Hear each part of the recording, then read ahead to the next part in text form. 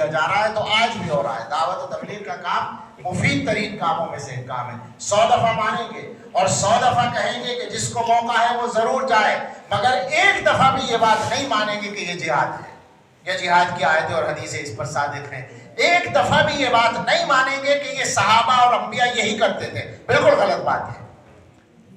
صحابہ اور انبیاء اگر یہی کرتے تھے تو پھر مدرسے والوں کو بھی کہنے دو کہ انبیاء یہی کرتے تھے، اور خانقاہ والوں کو بھی کہنے دو کہ انبیاء یہی کرتے تھے۔ سارے مسلمان جو بھی کام کریں وہ سارا نبی کرتے تھے، یہ کوئی بات ہے؟ سب صحیح کام ہے، تم جو کام کر رہے ہو وہ بھی صحیح ہے، قرآن و حدیث سے ثابت ہے۔ مگر یہ کہنا کہ انبیاء اور صحابہ یہی کرتے تھے، اسی طرح کرتے تھے، اسی طرح تو مولانا الیاس صاحب کے ابا نہیں کرتے تھے۔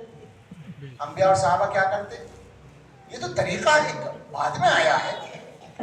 ضرور جاؤ، ضرور کرو، مگر آدمی بن کر کرو۔ کوئی ضروری نہیں ہے کہ جو کام کرو اسے سب سے بڑا ہی ثابت کر کے کرو۔ دین کے سارے کام ہیں۔ اسی طرح سے مدرسوں والے یا خانقاہوں والے وہ بھی سمجھ لیں اچھی طرح سے کہ یہ کوئی بھی دعویٰ نہ کرے۔ غیر مسلموں میں تبلیغ کا کام کرنے والے، آج کل ایک طریقہ ہے، بعض لوگوں نے یہ دعوے کر رکھے ہیں کہ سب سے بڑا کام وہی ہے۔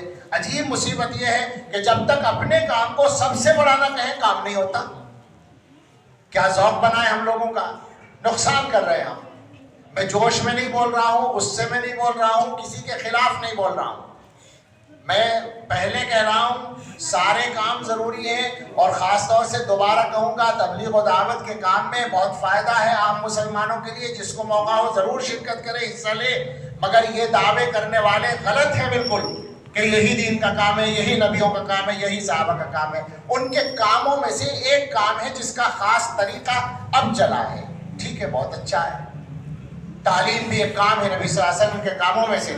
مدرسوں کی شکل بعد میں بنی ہے، تبلیغ و دعوت سے تو بہت پرانی ہے، اس تبلیغی جماعت کے کام سے تو بہت پرانی ہے مدرسوں کی شکل۔ لیکن یہ نہیں کہہ سکتے کہ پیغمبر علیہ السلام نے اسی طرح کام کیا، نہیں کہہ سکتے۔ اور تزکیہ یہ پیغمبر علیہ السلام کا سب سے پہلا کام ہے، لیکن خانقاہوں والے یہ دعویٰ کریں کہ یہی طریقہ حضور کا ہے، بالکل غلط ہوگا۔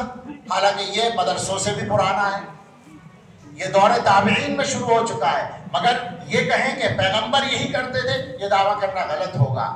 سب سے گزارش ہے کہ اچھی طرح سمجھ لیں دین نہ ہمارے ہاتھ میں ہے، نہ ہمارے بزرگوں کے ہاتھ میں ہے۔ دین نہ حضرت نانوتوی کا، نہ حضرت گنگوہی کا، نہ حضرت تھانوی کا، نہ حضرت مدنی کا، نہ مولانا الیاس صاحب کا۔ دین اگر ہے تو وہ حضرت محمد الرسول اللہ صلی اللہ علیہ وسلم کا ہے۔ دین اللہ کا ہے، اور اللہ کے نبی کے صحابہ نے اس کو حضور سے لیا ہے۔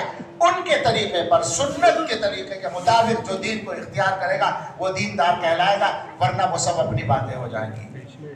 ضرورت ہے ہم مسلمان بنیں، ضرورت ہے ہم بندے بن جائیں۔ میں نے سورہ فاتحہ پڑھی تھی، اس خیال میں تھا کہ شاید موقع مل جائے گا تو میں کچھ کہوں گا، اب تو ترجمہ